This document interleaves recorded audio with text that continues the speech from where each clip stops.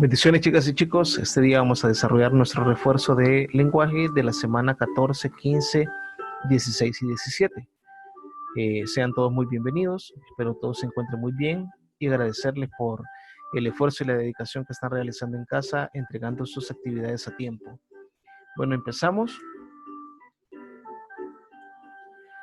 Vamos a desarrollar lo que son la estructura interna y externa de los textos dramáticos, pero antes vamos a ver qué es dramatización. Y son aquellas puestas en escena en donde los personajes eh, expresan mediante sus actuaciones los diálogos que se aprenden y que estos eh, los exponen ante un público. Ahora podemos decir que estos diálogos los desarrollan diferentes personajes, ya sean principales y secundarios, y se apoyan de sus movimientos corporales como de sus movimientos faciales. ¿Ok? Ahora, ¿qué es un texto dramático? Son los diálogos que se desarrollan en una obra, los cuales son interpretados por los personajes, quienes se lo aprenden y luego lo dramatizan en un escenario.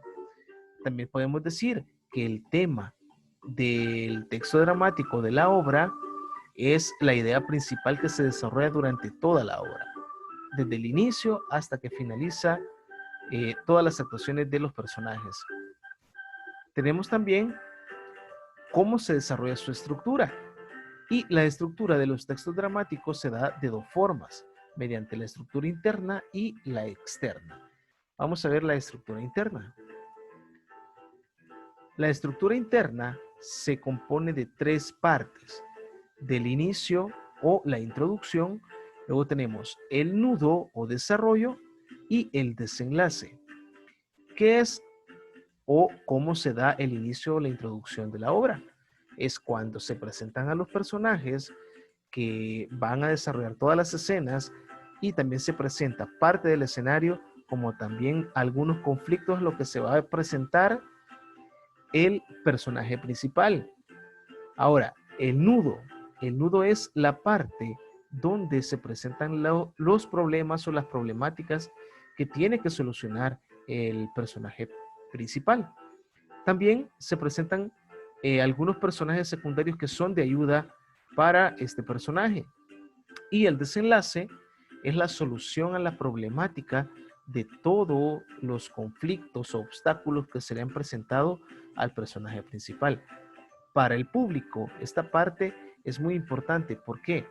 Porque se solucionan todos aquellos problemas que se han presentado durante el desarrollo de la obra y donde el personaje principal ha salido glorioso. Pero puede que también cambie el final de la historia. Puede que el personaje principal muera. Entonces cambia todo, toda la perspectiva del público ante, ante lo que se espera de la obra. Ok, tenemos la estructura externa. ¿Cómo se compone la estructura externa? Se compone de actos, cuadros y escenas. En los actos se da lo que es la estructura interna.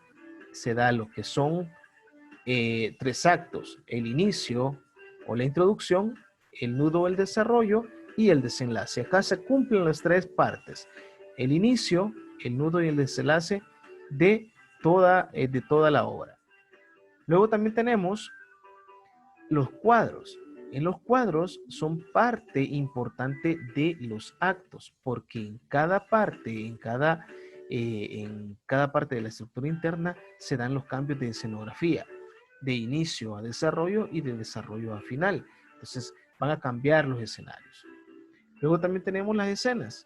Y las escenas son parte o son actos pequeños en donde se dan los cambios o intercambios de personajes, entrada y salida de cada uno de ellos, y cómo son sus actuaciones dentro del escenario. Entonces acá tenemos la estructura externa. La estructura interna ya dijimos que es el inicio, el nudo y el desenlace. La estructura externa es los actos, los cuadros y las escenas de cómo se desarrolla todo el texto dramático. Ok, seguimos. Ahora, vamos a desarrollar otro tema que es muy importante, que son los personajes de una obra dramática. ¿Cuáles son esos personajes? Veamos. ¿Cómo están clasificados los personajes dentro de una obra dramática? Están clasificados por el personaje principal o protagonista y el secundario. Vamos a ver cada uno de ellos. ¿Qué característica posee el personaje principal de una obra? Iniciamos con una pregunta. Ok, ¿cuáles son esas características? Número 1, que en el personaje principal recae la acción primordial de la obra. Quiere decir que este personaje va a ser muy importante dentro del desarrollo de todas las escenas. Él tiene que solucionar aquellas problemáticas a las cuales se tiene que enfrentar. ¿Y qué otra característica tenemos? Que este personaje, el protagonista, hace un clic o hace un vínculo, podemos decir, con el público. Entonces el público lo apoya, ¿verdad? Entonces se espera que al final de la obra, en el desenlace, él salga glorioso. Ahora tenemos lo que son las características que posee el personaje secundario de una obra. ¿Cuáles son? ¿O qué características podemos decir con respecto a este personaje? Y es cierto que no son los principales, pero sí cumplen una función dentro de la trama de cualquier parte del desarrollo de la obra. Y tenemos que también eh, el conflicto no se centra en ellos precisamente, pero también forman parte de una acción definitiva para el desenlace de la obra. Ahora, podemos decir dos ejemplos de personajes secundarios que ya los conocemos, que son Sancho Panza y la abuelita de Caperucita Roja, que son dos ejemplos de personajes secundarios. Ahora tenemos por qué es importante la representación teatral y la escenografía. ¿Cómo lo podemos hacer? Ahora, cuando hablamos de la representación teatral en la escenografía, ¿cómo deben de actuar los personajes? Tenemos un esquema y tenemos la preguntita para este esquema. ¿Qué características debe poseer un texto escrito para ser representado en un escenario? Estas características las debe de tener este texto para poder representarlo como una obra en un escenario. ¿Qué debe de poseer? 1, que la situación se resuelve de forma festiva. Entonces, quiere decir que tiene que tener un desenlace feliz. Luego también tenemos que la estructura interna y externa se debe desarrollar con detalles, que debe de haber una acción para cada parte. Entonces tenemos la introducción, donde se presentan los personajes, el nudo, los conflictos en los cuales debe solucionar el protagonista de la historia, y el desenlace, la solución a todos los conflictos, y el final feliz. Y luego tenemos la estructura externa, que esta parte es muy importante para la estructura interna. En los actos se da lo que es la estructura interna, inicio, nudo y desenlace, y luego dentro de ellos se dan los cuadros y las escenas. Los cuadros ya sabemos que dentro de cada acto se va a desarrollar un cambio de escenografía, y dentro de cada escena va a haber un cambio de un intercambio o salida y entrada de los personajes en su actuación. Y por último tenemos las acotaciones, que son importantes. Son aquellos consejos, o también podemos decir indicaciones, que son bien específicas de lo que se está expresando en la escena, el tiempo, el lugar y qué acciones se desarrollan por los personajes. Ok, ahora tenemos otro tema, el tema de la comedia. Ahora, ¿qué es la comedia?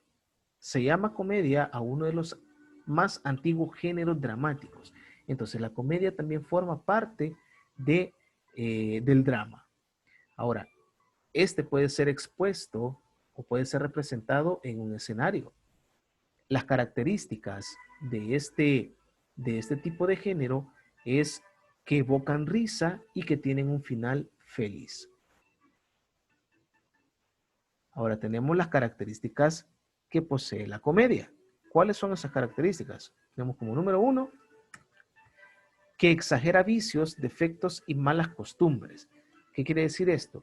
De que se toma en cuenta las malas costumbres, los vicios, los defectos de un lugar o una época, y de ahí se toma y se representa lo que es en escenas, ¿verdad? Una comedia. Luego también tenemos que plantea temas recurrentes como el robo, el engaño y la estafa. Estos 3 temas son bien comunes para la comedia. Tercera característica. La acción se origina a raíz de un vicio del protagonista. Quiere decir que la acción que va a representar el protagonista es porque posee un vicio, ¿verdad?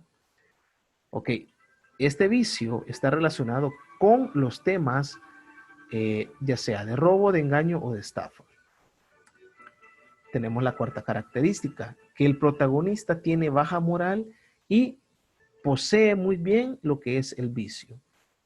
Ahora, por eso se vuelve protagonista, porque encarna, ¿verdad? Vive lo que es el papel y el vicio o aquellos defectos que muestra para ser representados en un escenario. Y por último, que la situación se resuelve de forma festiva, que tiene un final feliz, un final esperado, donde el público lo disfruta.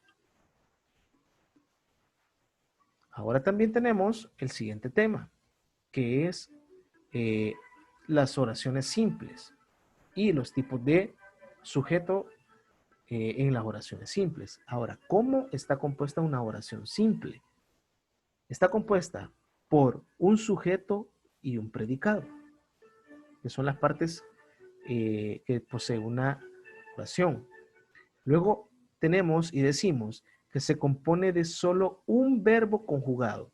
Entonces la oración simple solamente va a tener un verbo. Y tercera característica que podemos decir de la oración simple es que posee núcleos, un sujeto simple y un sujeto compuesto. Dentro del sujeto simple hay un núcleo y dentro de los sujetos compuestos también hay un núcleo. Ahora vamos a desarrollar cada uno de ellos. Tenemos este esquema de cómo es la oración. La oración simple se divide en sujeto y se divide en predicado. Ahora, ¿qué es el sujeto o quién es el sujeto? Es de quien se habla en la oración y quien realiza la acción dentro de la oración. Luego tenemos el predicado. El predicado es lo que se dice del sujeto y la acción que realiza el sujeto está representada en el predicado. En esa parte se dice lo que hace el sujeto. Y tenemos una oración que está dividida en sujeto y predicado. Ejemplo, la casa. La casa es el sujeto. Y el predicado está en la montaña. Ok. El verbo se encuentra dentro del predicado. Ahora, para identificar primero lo que es el sujeto y predicado, tenemos que identificar lo que es el verbo. Ahora, para identificar, como les dije, el sujeto, ya sea simple o compuesto, tenemos que ver el verbo. Ahora, ¿cuándo es una oración simple? Cuando la oración solamente posee un núcleo, está formado por un sujeto. ¿Y cómo podemos identificar o cómo podemos colocarle la oración que es el núcleo del sujeto? Utilizamos las letras mayúsculas NS, que significa núcleo del sujeto. Ahora, para poder identificar lo que es una oración simple, yo primero veo el verbo, identifico el verbo conjugado. Tengo esta oración. El pato negro está nadando en el lago. ¿Sí? Tenemos acá.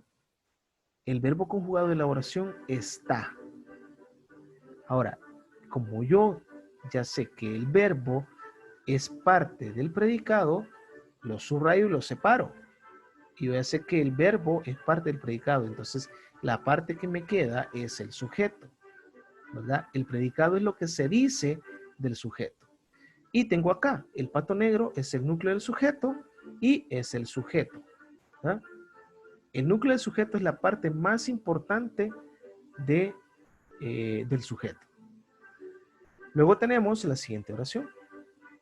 Fernando juega fútbol en el parque. Identifico el verbo. ¿Cuál es el verbo? Juega. ¿Ok? Juega es el verbo conjugado, entonces como el verbo pertenece al predicado, lo separo. Y luego, la primera parte es el sujeto. Y el sujeto, el núcleo del sujeto en este caso es Fernando. Ahora, acá he colocado en las dos oraciones un sustantivo común y un sustantivo propio. En las oraciones simples podemos utilizar los dos tipos de sustantivos. Sustantivos comunes y sustantivos propios. ¿Ok? Y de igual forma, para identificar el núcleo del sujeto utilizamos las letras NS en mayúscula, que significa núcleo del sujeto. Ahora, ¿cómo identifico el sujeto compuesto en una oración? Primero, tiene más de un núcleo. En este caso, posee más de un núcleo y para identificarlo, cuando yo estoy separando la oración, le coloco lo que es NS, que significa núcleo del sujeto. Y tengo el ejemplo. Andrea, Mateo y Mónica leen diferentes cuentos. Identifico el verbo conjugado. Leen, y leen es el verbo que forma parte del predicado, que es lo que se dice de los sujetos. En este caso, tengo tres sujetos. ¿Sí? Es sujeto compuesto en la oración. Luego tengo la siguiente oración. Los pingüinos nadan muy rápido. Y tengo que los pingüinos es el núcleo del sujeto y lo que se dice del sujeto es el predicado. Y el verbo conjugado es nada. Ahora, de igual forma, podemos utilizar sustantivos comunes en el caso de los pingüinos y sustantivos propios en el caso de Andrea, Mateo y Mónica. ¿Ok? Bueno, chicos, muchas gracias por su atención. Que Dios me los bendiga. Seguimos en contacto. Cualquier consulta o duda me pueden escribir o me pueden llamar. Muchas gracias. Que Dios me los bendiga. Cuídense y estamos en contacto, como les digo. Bendiciones.